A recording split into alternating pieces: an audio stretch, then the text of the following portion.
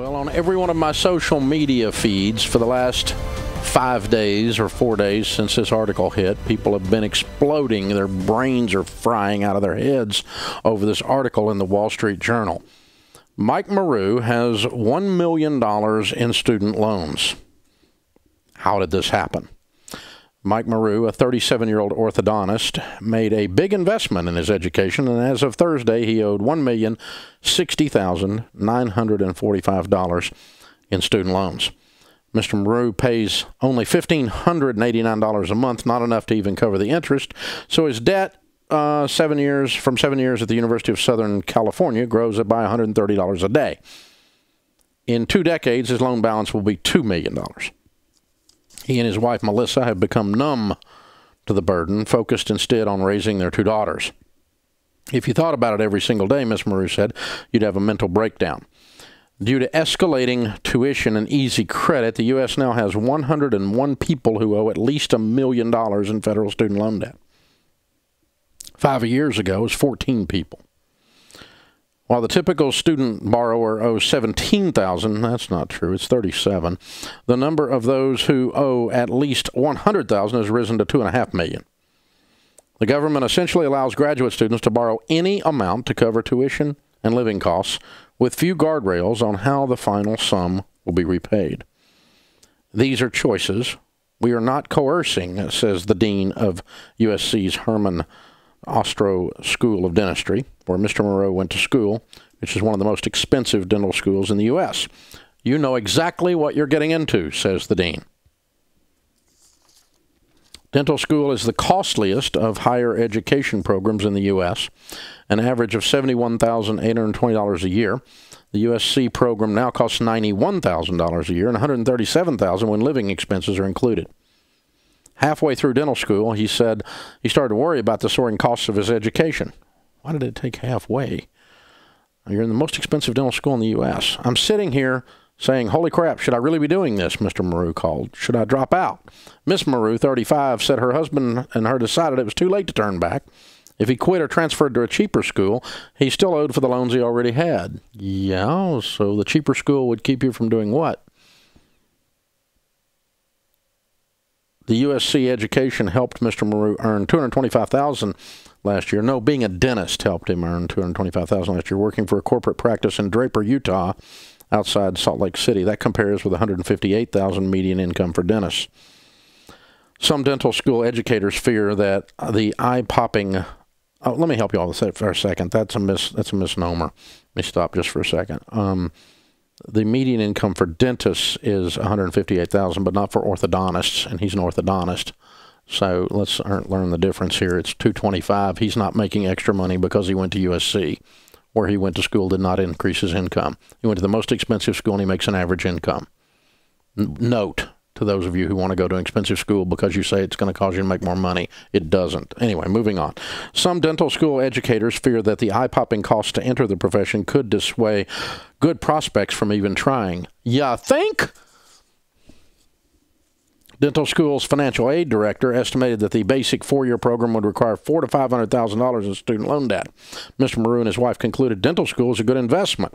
We're like, well, we can make this work. Yeah, made sense to me. They took it out on a lower interest rate. Long story short, the interest rate went up. They got themselves in trouble. A law passed in Congress in 2001 severed the link that tethered student loan interest rates to Treasury rates, and the rates went up, causing him to get into a bigger mess. The one luxury I'm skipping along was buying a used Mercedes-Benz, which carries a payment of $390. The couple then bought a home. Using a $400,000 mortgage Miss Maru took out in her name. She used an inheritance from her grandfather for the down payment, and her mother co-signed for the loan because she's married to a broke dentist. Mr. Maru then entered into a government-sponsored repayment program on the loan, where after 10 years his loan will be forgiven. But when you add up everything he's paid in, he will have paid back $1 million even by then. And then you and I will eat the other $1 million roughly. Since refinancing his debt with the federal government in 2015, Mr. Maru's balance has grown by $150,000. It will keep growing through the 25-year life of the repayment plan until it reaches $2 million. The sum will be forgiven, and at current tax rates will cost him another $700,000 in income tax for forgiveness of debt. The government repayment plan affords the Maru family a comfortable life. Their home is on a mountain with panoramic views of the snow-capped peaks surrounding Salt Lake City. They take vacations, including a recent trip to Havana, and they drive a used Tesla. Yeah, it does make your head explode. Extreme things like this always do make the news. And obviously this is an extreme thing, but what it does point out is a whole bunch of things. One thing it points out is that you and I are stupid, America. We're stupid because we elected a Congress that allows a student loan program like that to be in place because you and I are getting ready to pay this guy's bill. These are federally insured student loans. The taxpayer insures the student loans. No one else gives unlimited lines of credit to 18-year-olds on unsecured debt except you and me. No banker in his right mind would give this, and bankers loan money like hot potatoes. They'll loan money to a dog that's dead, and they won't loan money to you. But no, you and me, we're so bright. We think that students, college education is so important, and the whole economy would collapse, and America would be a bunch of illiterates if we don't step up and if we don't step up and insure these student loans. So I'm telling you, you need to call your congressman based on this article right here, which wakes you up, and say the federally insured student loan thing needs to stop. You want to stop colleges from overcharging? It's real simple. When nobody goes there because they're too freaking expensive, their rates will drop. But when they have an unlimited supply of money from the government insured by stupid people like you and me and signed up for stupid people like this guy who didn't even add up what his costs were going to be until he was halfway through, this is a whole group of stupid people in a pile. Stupid colleges overcharging, stupid taxpayers that are willing to sign on for this guy because you and I are going to pay this. Your tax money is paying this guy's bill. Because we're stupid. Because only stupid people loan people like this money.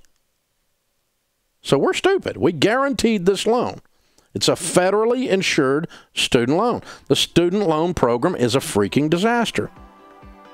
Mike Maru's life is a disaster. So Mike, you're in Salt Lake City, my man. You're in a hurt. You're in a world of hurt. You've become the laughing stock of America after this article. I'm so sorry. People are probably writing him hate mail like crazy. I'm not going to write you hate mail. I'm not going to pile on. I've done dumb things too. If you're within the sound of my voice and in Salt Lake City, I promise you are. You get in touch with us. We will help you for free. You will not like Dr. Dave's prescription for your life. You're getting ready to sell everything, my man, and work like a maniac. But I can actually get you out of this mess. I'm probably the only one that can. You get in touch with me and I'll help you. This is the Dave Ramsey Show.